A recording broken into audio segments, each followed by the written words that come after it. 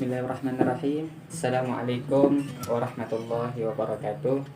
Perkenalkan, nama saya Diki Chandra, NIM 118-11283, Prodi PAI Pendidikan Agama Islam, Fakultas Tarbiyah dan Ilmu Keguruan semester 5. Jenis penelitian yang saya review adalah tentang biografi, dan saya memenuhi tugas UAS mata kuliah metodologi penelitian kualitatif yang diampuh oleh dosen Ibu Andina Nurul Wahidah MPD.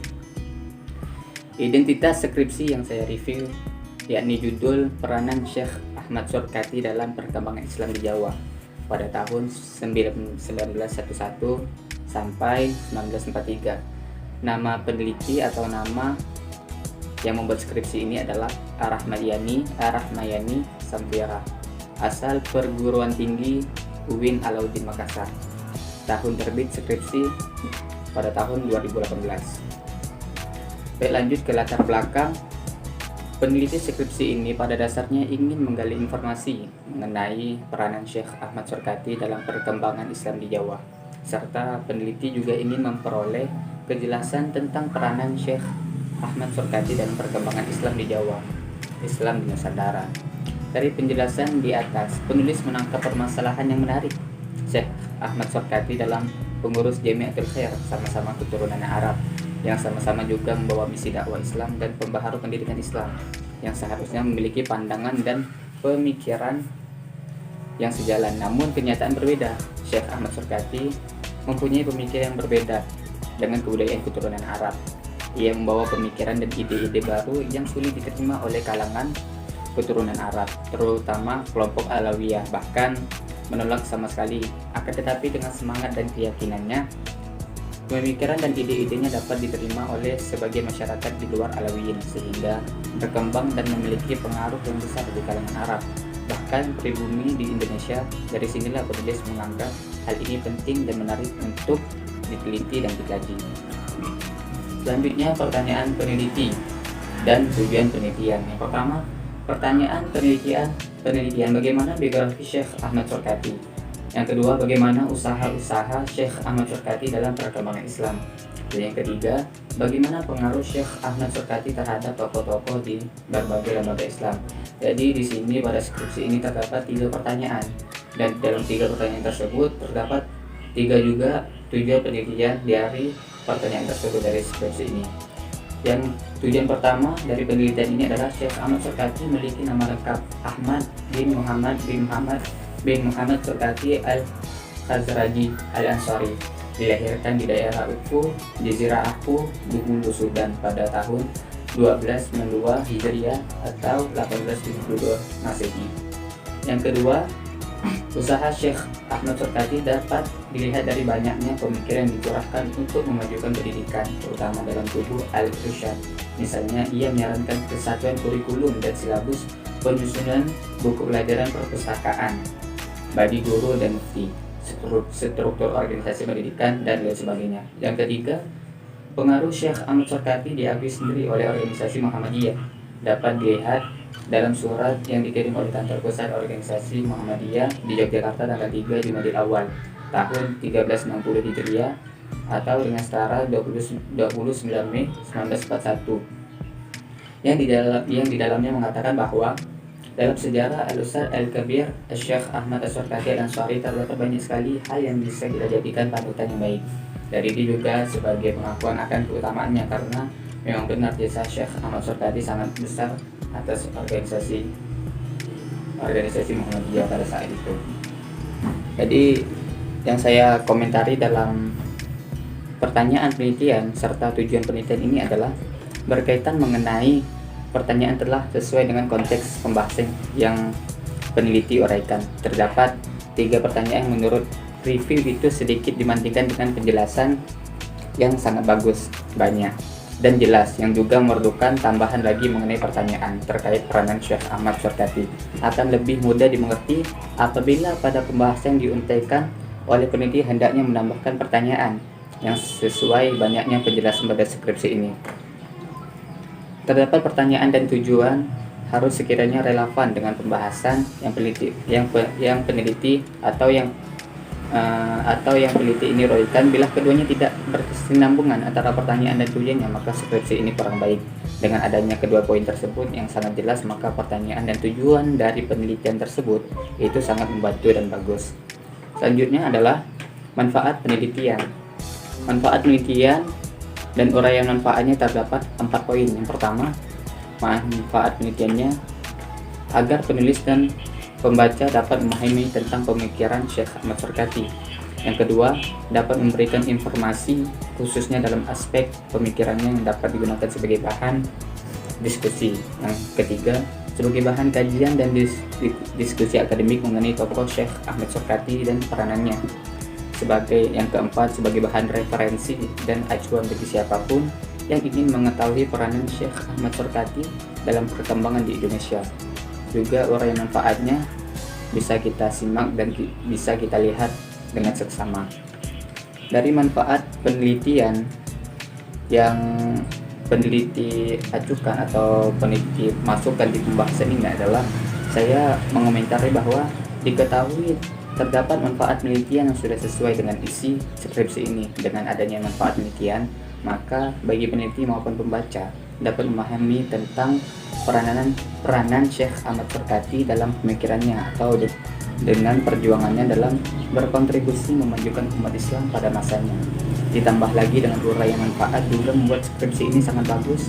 Selain membuat paham lebih jauh pada skripsi ini, juga para pembaca akan mengambil referensi tokoh-tokoh besar yang berpengaruh terhadap pembaharuan pemikiran Islam di Indonesia, yakni Syekh Ahmad Surqati.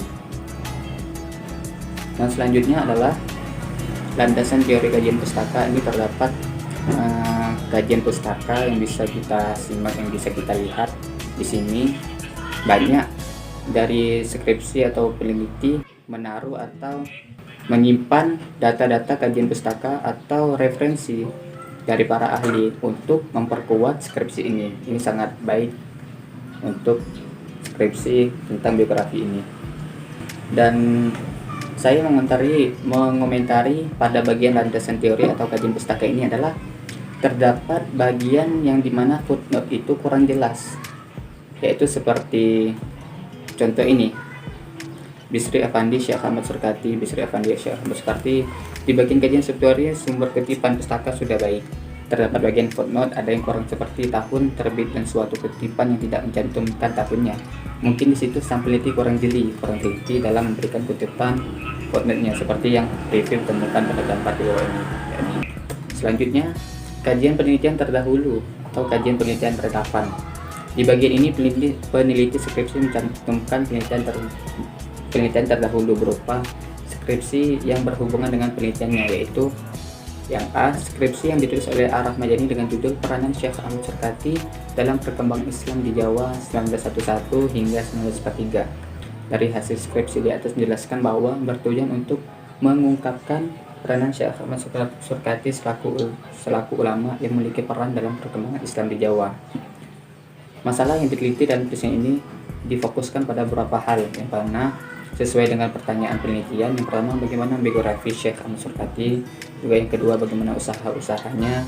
Yang ketiga, bagaimana pengaruh Syekh Ahmad Surqati terhadap tokoh-tokoh di berbagai lembaga Islam. Selanjutnya adalah pendekatan dan jenis penelitian. Pendekatan jenis penelitian sesuai dengan screenshotan yang di dalam skripsi ini terdapat tentang pendekat penelitiannya merupakan deskriptif kualitatif.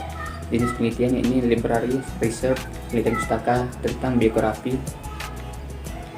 Pendekat penelitian ada beberapa poin. Yang pertama, pendekatan historis, pendekatan sosiologi, pendekatan pendidikan, dan jenis penelitiannya yaitu sesuai dengan screenshotan bisa kita lihat, bisa kita perhatikan bersama bahwa jenis penelitiannya adalah penelitian kualitatif, penelitian yang sifatnya menjelaskan dengan menggunakan berbagai sumber. Penelitian ini juga merupakan penelitian sejarah yang dalam proses pengambilan datanya melalui proses library research atau penelitian pustaka. Dalam hal ini, peneliti akan mengumpulkan data-data dari berbagai sumber seperti buku-buku, jurnal, dan berbagai sumber dari media elektronik lainnya. Oke, komentar saya pada bagian pendekatan dan jenis penelitian ini adalah pada bagian jenis penelitian dan pendekatannya telah memenuhi karakter dari penelitian kualitatif, yakni berupa library research, penelitian pustaka. Dalam hal ini, peneliti akan mengumpulkan data-data dari berbagai sumber seperti buku-buku, jurnal, dan berbagai sumber dari media elektronik. Lainnya, peneliti menuliskan penelitian pustaka, akan tetapi terdapat dokumen yang berisi bahwa seakan-akan peneliti langsung terjun ke lapangan dan masih membingungkan. Dan ini kurang teliti apakah langsung turun ke lapangan atau hanya sekedar mencari referensi dari buku-buku, jurnal, dan sebagainya. Selanjutnya adalah tempat dan waktu penelitian. Di sini saya mereviewnya tidak menemukan di mana tempat penelitiannya karena ini berupa skripsi biografi. Selanjutnya adalah sumber data penelitian. Di sini juga setiap penulisan skripsi mencantumkan data primer dan data sekunder, dan pada bagian ini terdapat kekurangan skripsi peneliti karena tidak ada data primer dan data sekunder. Bahwa kita ketahui bersama di dalam skripsi itu pasti ada yang namanya data primer. Data primer di sini adalah, menurut para ahli yakni Hasan, mendefinisikan data primer adalah data yang diperoleh atau dikumpulkan langsung di lapangan oleh orang yang melakukan penelitian atau yang bersangkutan yang memerlukannya. Dan data sekunder, menurut Hasan juga mendefinisikan data sekunder adalah data yang diperoleh atau dikumpulkan oleh orang yang melakukan penelitian dari sumber-sumber yang telah ada. Jadi pada sumber data penelitian ini pada skripsi ini tidak adanya data primer dan data sekunder. Selanjutnya, teknik dan instrumen pengumpulan data. Teknik pengumpulan data ini tinjau pustaka, dokumentasi, observasi, dan instrumen alat pengumpulan data, analisis. Dan kita lihat bahwa di dalam pertanyaan penelitian, teknik pengumpulan data,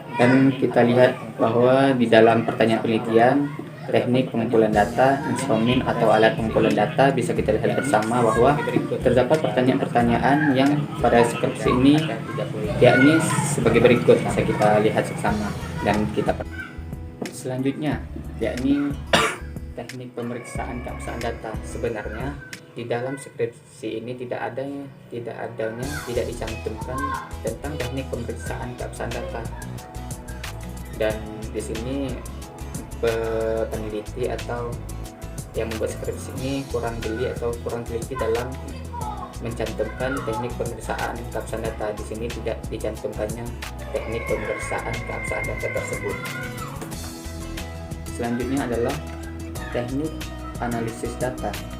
Teknik analisis data, peneliti menganalisis data menggunakan metode antara lain: yang pertama heuristik, yang kedua kritik, yang ketiga interpretasi, yang keempat historiografi. Dan saya mengomentari bahwa pada intinya peneliti menganalisis data menggunakan berbagai macam teknik, yakni dengan metode antara lain heuristik, kritik, interpretasi, dan historiografi. Dengan adanya keempat metode di atas, maka sudah sesuai dengan penelitian mengenai skripsi ini. Dan di dalam teknik heuristik, peneliti mendapatkan fakta-fakta yang telah tersusun berdasarkan penafsiran yang dilakukan sejarawan terhadap sumber-sumber yang berbentuk tulisan, dan itu sangat menarik apabila ada peneliti lain yang ingin meneliti tentang peranan Syekh Ahmad Sukati dalam perkembangan Islam di Jawa pada tahun 1911 hingga 1943.